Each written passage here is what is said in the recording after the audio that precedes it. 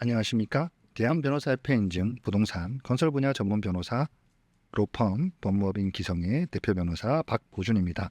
오늘도 방문판매법상 청약철회 사건 소식을 준비했습니다. 본 사건 현장은 금호 STB 더 라이브 지식산업센터입니다.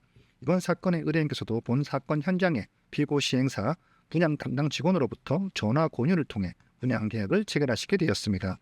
동일한 방식으로 분양 계약을 체결하셨으나 청약 철회에 관한 안내 및 계약서에 기재사항이 없는 경우 저희 사건 사례를 통해 청약 철회에 대한 내용을 인지하시게 된 것이며 청약 철회 등 대출 계약에 대한 대응도 가능하다는 말씀드립니다.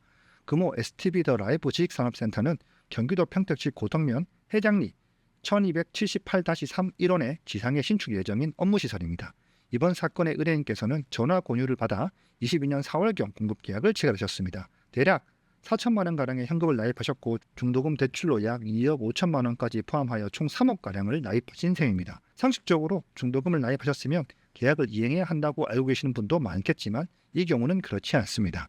방문판매법상 계약 전 소비자에게 청약 철회에 관한 권리 안내 및 계약서에 청약 철회 사항 기재가 없는 경우 청약 철회 등을 할 수 있음을 안 날 또는 알 수 있음을 안 날로부터 14일 이내 청약 철회를 할 수 있습니다. 이는 방문판매법상 제8조 제1항 제3호에 따른 것으로 이번 사건의 의뢰인께서도 저희 법무법인 기성의 상담을 통해 청약 철회 권리를 알게 되셨고 곧바로 사건을 의뢰하시게 되었습니다. 이번 사건은 방문판매법상 청약 철회뿐만 아니라 대출에 대한 채무부존재 확인에서도 동시에 접수하였습니다. 즉 소송을 통해 청약 철회 및 대출 계약에 관한 취소도 가능한 사안입니다.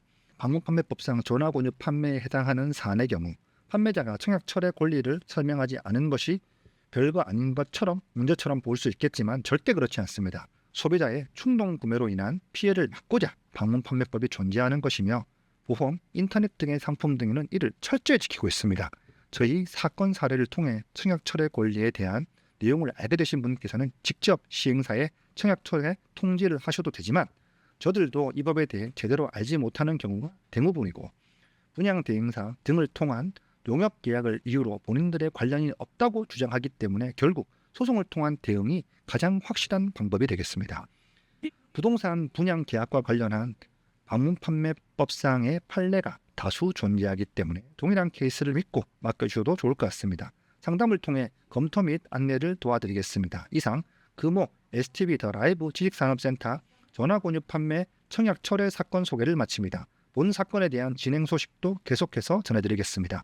전화를 통한 전화 권유로 계약을 체결하신 분들 중 청약 철회 안내를 제대로 받지 못한 분께서는 저희 법무법인 기성에서 무료로 상담을 받아보시기 바랍니다. 감사합니다.